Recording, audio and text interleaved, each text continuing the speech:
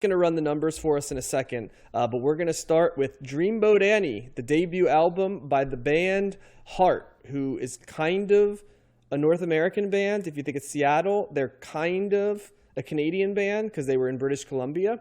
And guess what, guys? In preparation for this, well, let Matt run the numbers and I'll tell you a little bit of my prep. So go ahead, Matt. So Dreamboat Annie by Heart comes in on Best Ever Albums at number 363 in the 1970s, number 28 in 1975, and number 1,816 of all time. It is the only record that we are covering tonight that is not on Rolling Stone's list. So John, this is a John special here. I know he loves Heart. Is there another reason why you picked this album, John? Well, I just felt you couldn't tell the story of the 70s without Heart, right? I think they're a rock and roll Hall of Fame band, right? So it's not like they're some obscure band. They're probably going to be the first real rock band that we cover in the 70s that's like a female-fronted rock, like a true, rock band. And, it could have been this one. It could have been Little Queen, too, which has Barracuda on it, I think, which is probably Heart's most well-known song, although there's a couple well-known bangers on this one as well. So, yeah, I just thought we couldn't tell the story of the 70s without talking about Heart. And, this is Heart's highest rated album on Best Ever Albums. Little Queen is the fourth highest rated album. So, is it the 80s albums? Is it like Bad Animals? Is that? So no, the second. Number two is Heart's self-titled album, Heart from 1985. Right, that's the one with all those singles. You'd know a whole bunch of singles for that. Yeah. These Dreams or Sweet Dreams or whatever. These Dreams is on that. Yep. And then number three is Dog and Butterfly from 1978. That's a good album too. Yeah. Okay. Gotcha. That has, I think, Straight On is on that one. One of my favorite Heart songs. Like, coming straight on for you. Yeah, awesome song. I think it's the opener. So, anyway. I love John's guitar sounds. I know. I'm not nearly as good at guitar sounds than me. Yeah.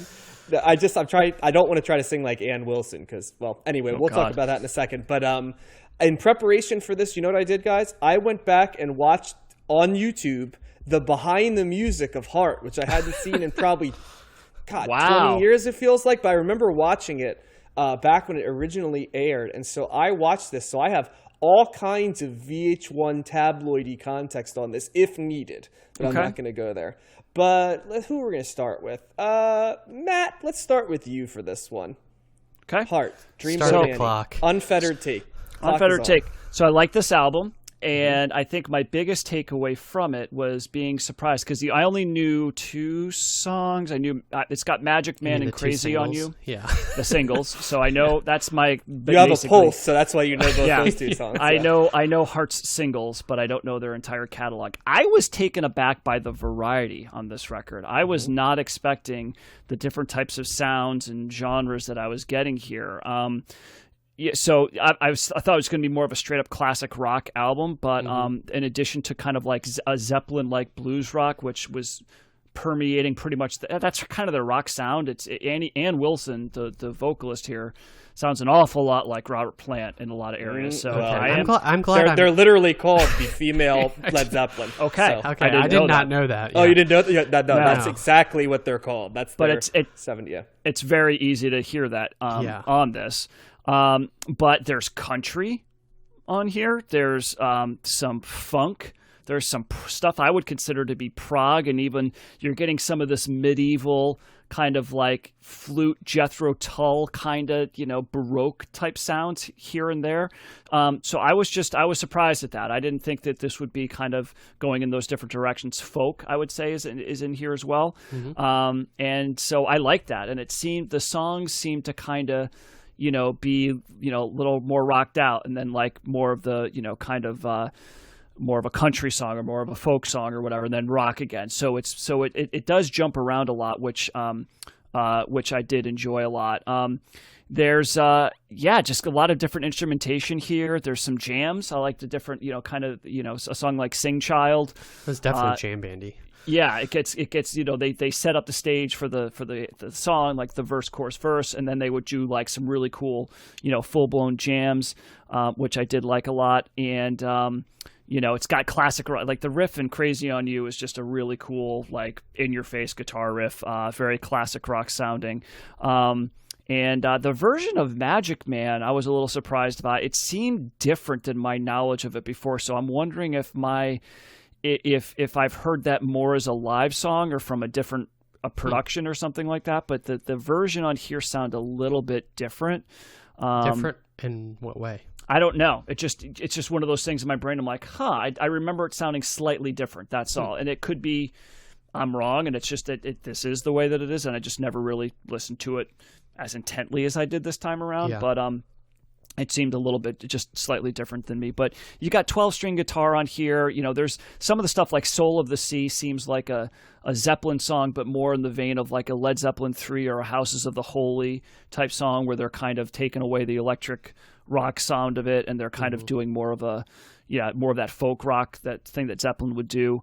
I just got to say, Ann Wilson's pipes are incredible. She's a very, very, a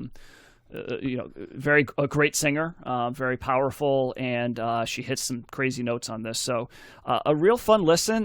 Would like to listen to it more. I don't think one listen does it justice, but definitely surprised at the variety is my main takeaway on this. Gotcha. Yeah, I also did not know Heart outside of their singles, and so this was a new listen for me outside of Magic Man and Crazy on You. And yeah, I was struck by, like Matt said, I did not know that they were the female Led Zeppelin. They had that thing where they kind of sing the intro before the instruments kicked in, that Led Zeppelin often does. It's like a prelude almost. And then they have these like driving guitars in the same way that Led Zeppelin does. They have kind of this laid back vibe to them as well. It's almost like I pictured as like a California sound, even though they're from Seattle. It seems like it's like getting into the territory of like the Eagles sound and like some of that jangly stuff that we talked about before, or like beach, kind of like almost beachy vibe I got from this album. And they seem to go back and forth in the songs from... They were born in San Diego, California, but they were military brats, the Wilson sisters, just as an FYI. Yeah. So in the songs, it seems to vacillate from like a little laid back verse, and then like the chorus speeds up, or there's like a sped up verse, and then it's kind of a laid back thing, chorus. And so that was interesting. And then you didn't mention the kind of the structure. This is almost like a quasi concept album, because they've got the intro, or Dreamboat Annie comes in. It's like an interlude in the second song for like a minute or something, and then it splits the record in the middle with the song that's pretty short, and then there's a reprise at the end. So they're definitely going for something there. I was trying to pay attention to what the concept might be, but there's like a lot of ocean motifs, and I might be able to shed some light on that, Josh. And Ryan. Good. My favorite song off this that I didn't know is that White Lightning and Wine song. I really like the wood block that they throw in there, and I always like that, and cowbell and hand claps. I guess I'm just a on the beat type of person, and it was just a good, like, another good guitar song, and it was funky. I thought that was a funky kind of guitar riff. Yeah, they're not afraid to go into like ballad territory, or try those different things. So I appreciate it. I wasn't totally blown away. Maybe I like one of their albums more, but I think this is a good solid debut for a band, for sure.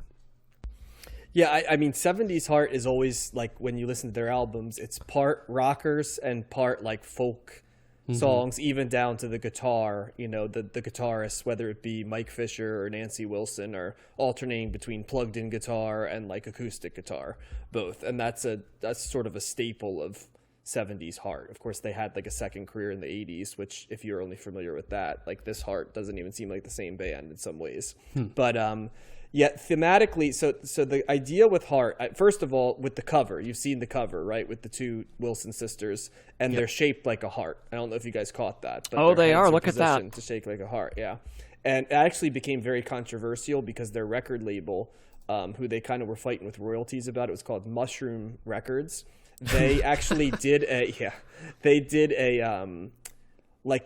thing unbeknownst to the Wilson sisters, where they bought an ad in Rolling Stone that looked like a National Enquirer type thing, in which they sort of implied that the Wilson sisters were like lesbian lovers, which like infuriated them, led to them like trying to get off of, right. Understand, that's what I said. I'm not any, but I'm saying that was like sort of something that the band felt that they kind of had to carry around in the 70s, because they were big on, like, it was kind of like they wanted to write sexy music, but they didn't want to be sexualized, right? And so, like, Robert Plant was, like, a huge influence, right? Like, that sexy vibe, but in the way that you're totally in command of your sexuality, right? Who are the ad wizards that came up with this one, right? Yeah, exactly. So there's a whole story to that you can certainly watch the behind the music to find out about that. But the other thing to know is that the Wilson sisters came to the band later. The band was formed, and then Ann Wilson joined it, and then later Nancy was in college, right? And then Ann sort of waited for that to come out, and then brought her in about a year before this album was released. And the Wilson sisters were dating the Fisher brothers. Mike was the lead guitarist, and that was the one who was dating Ann, if I remember. There's two Fishers, right? One who's in the band. I might be mixing that. No, the lead guitarist is Roger Fisher, and Roger Fisher was dating Nancy. And then Mike Fisher, who was in the band for a while but then stepped away to be their manager, was Ann's boyfriend. So it was two sisters dating two brothers. Was that the draft dodger? That's what I learned on Mark Maron, that there was a draft dodger and they went to Canada. Ann followed him to Canada. That was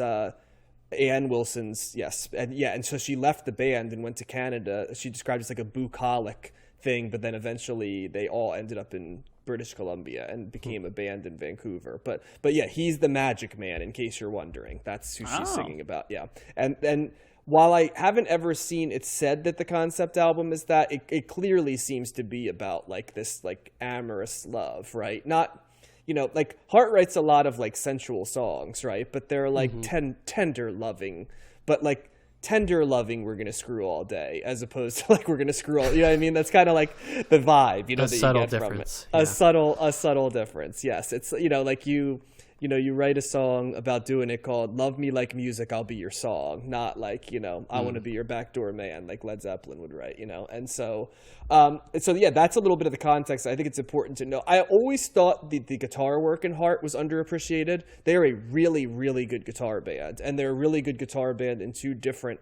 premises. They're a good acoustic guitar band and folk guitar band, and they're a good plugged-in rock guitar band. And that's what I always like about their albums. There's an argument to be made that Heart's a better singles band and like a greatest hits band than they are like an album band.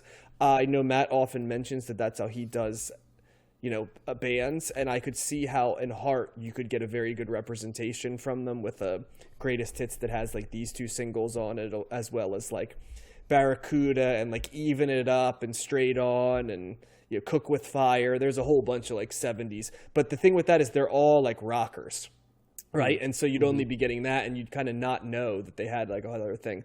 We didn't really mention, I really like Dreamboat Annie, the song itself. It's kind of like their epic. It feels like a Led Zeppelin song in my opinion, and I like that there's the reprise. I actually like the reprise, I think, better than I like the original version, the one at spot 10 as opposed to spot 5. But I've always loved Ann Wilson's one of the best lead singers in rock music, period. I mean, she can belt a song out, but in a way that doesn't take away from the song itself. It's almost like if you had like an Aretha Franklin type voice with like driving guitar behind it. How familiar are you guys with what Heart sounds like when they have Alice in Chains guitar players behind them, by the way? Because that's an interesting dynamic to kind of see how her voice works as well.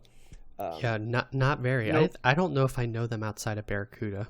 Mm-hmm. They have a famous cover of Stairway to Heaven, which, as you might imagine, they actually did it at the Rock Honors thing for Led Zeppelin, with Led Zeppelin in the audience. And you see at one point Robert Plant turns to, I think it's like John Paul Jones, and like when she's hitting like some of the high notes, and he looks, and he's not an easy guy to impress, right? But he gives kind of this like, how about that? Pretty good, you know what I mean? Type look.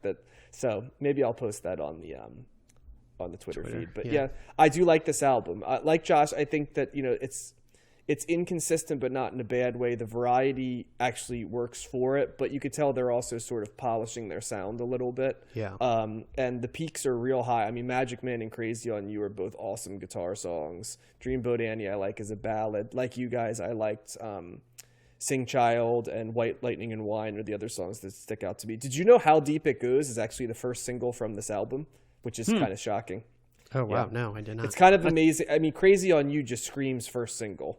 But they had, How Deep It Goes, and then I think it's I can't remember. I think it's Magic Man's 2, Crazy on You's 3, and Dreamboat Annie is 4. And the 2, 3, and 4 you can absolutely see. But yeah, How Deep It Goes is a little. Yeah, that was kind of the medieval sounding song, and the cellos and the strings and the flute. Yep.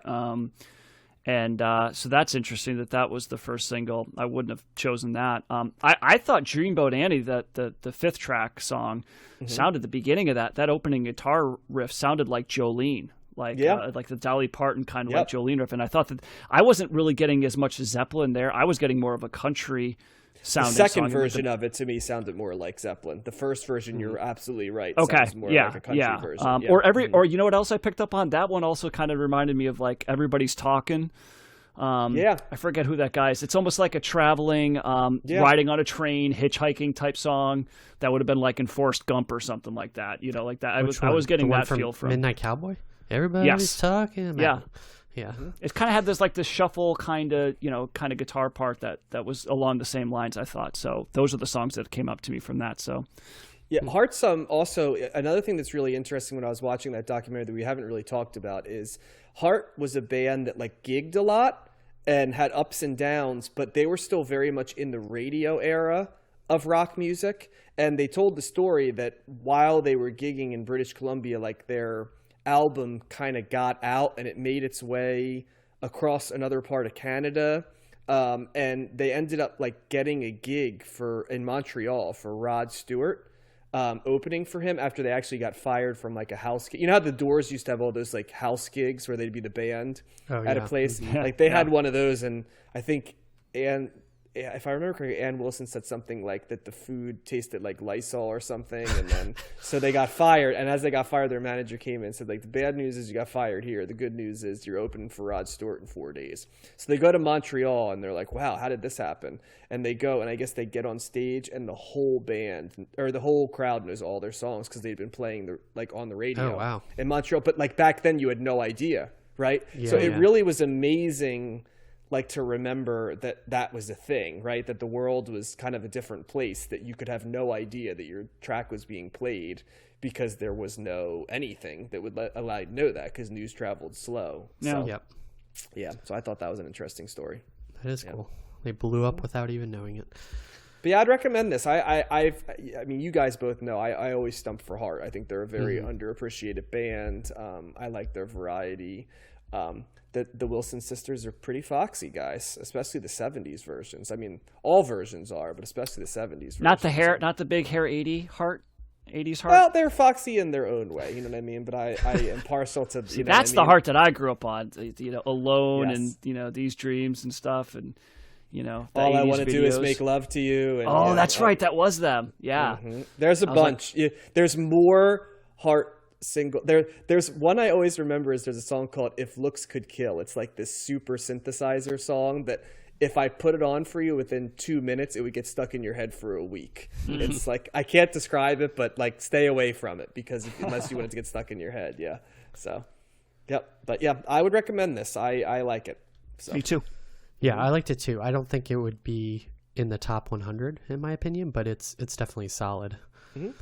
I think that's totally fair. Like I said, I figured that no one was going to dislike this album. It's kind of just it's right there for you when you need it. So great opening too. Magic Man's such a great opener. Oh yeah, for sure. And I can tell you already, I haven't made the montage yet, but it's going to be Crazy on You because there's like 1,000 different parts of that song I can build into a montage. That could intro, begin it, I could end it, it could be in the middle. That was the thing that took me aback by that was the intro. I was like, I don't remember this being Crazy on You. That's totally Nancy different. Wilson. That's Nancy Wilson going apeshit on the acoustic guitar. No, I know that, but I'm used to knowing the chorus and the guitar riff and stuff, not the intro, like the acoustic. Oh no, intro. to me that's as much a part of that's one of the big parts of the song is that it's like great beginning, and then it kicks into the like dun, dun, yes. dun, dun, dun, like yeah, it's like that's the contrast that is always so cool about that song. Yeah. The like acoustic that Nancy, it's always she steps out in front and plays this big ass guitar, like playing that part, like picking it, and then she sort of like plays that last note, and then the other guitars kick it. Yeah, it's, to me that's a seminal part of that song, right up there with the riff. So yeah, so it's awesome. So